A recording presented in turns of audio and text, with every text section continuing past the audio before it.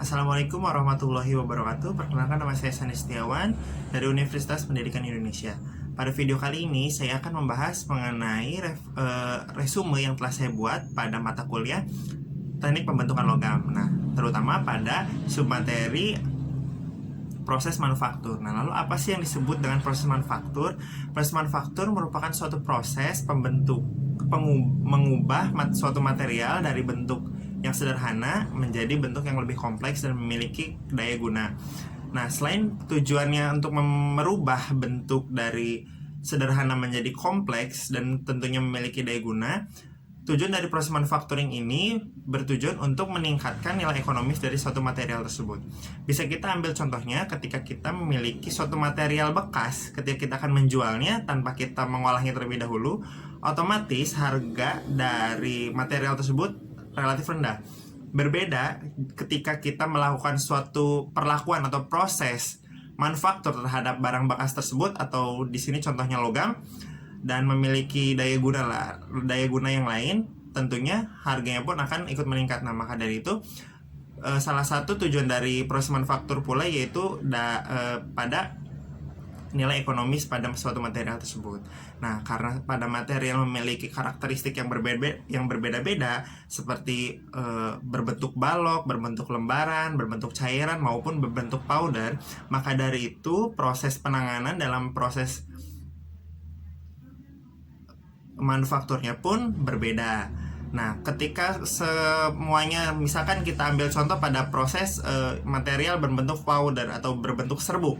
Nah, ketika kita akan membuat material tersebut menjadi suatu benda atau dalam bentuk lain, maka kita mencampurkan material tersebut. Maka kita mencampurkan besi dan aluminium atau besi dengan nikel. Nah, maka ketika telah dicampurkan, maka material yang berbentuk powder atau bubuk tersebut dipres dan selanjutnya akan dilakukan pemanasan.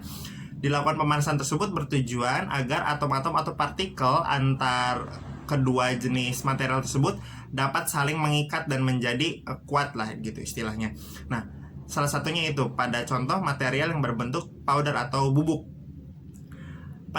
Setelah material tersebut dilakukan proses pertama, yaitu proses yang disesuaikan dengan karakteristik material tersebut, selanjutnya material akan dilakukan proses heat treatment atau perlakuan pemanasan, lalu perlakuan menggunakan machining seperti turning atau mungkin menggunakan mesin milling, mesin bubut dan lain sebagainya.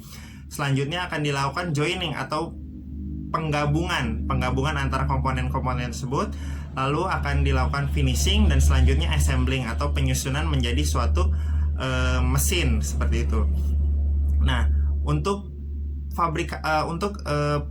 proses manufaktur sendiri itu ada yang disebut dengan namanya proses manufaktur plastis.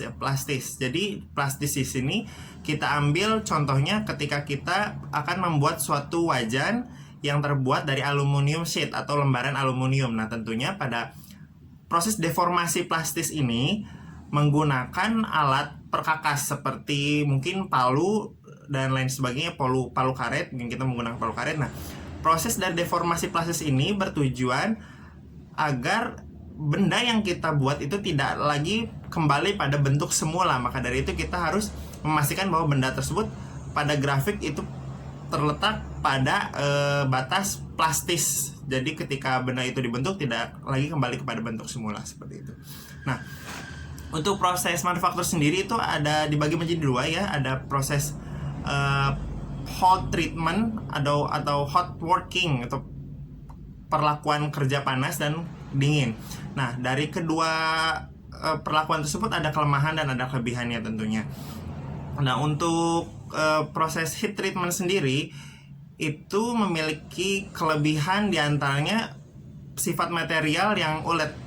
Ya, yang keuletannya bagus, terus permukaannya pun rapi. Nah, namun ada kelemahannya juga. Kelemahannya pada saat kita memproses suatu material dengan menggunakan hot working, maka kelemahannya adalah akan terbentuk suatu kerak atau karat pada material tersebut. Nah, seperti itu. Dan yang kedua adalah cold working atau kerja atau menggunakan proses perlakuan dingin. Nah, proses perlakuan dingin ini memiliki kelebihan, yaitu jadi material tidak terkontaminasi oleh udara luar gitu, tidak terkontaminasi oleh udara luar, dan permukaannya pun baik, halus. Namun dari kelebihannya tersebut ada kelemahannya, karena kelemahannya tersebut berimbas pada material, karena materialnya itu dilakukan dengan menggunakan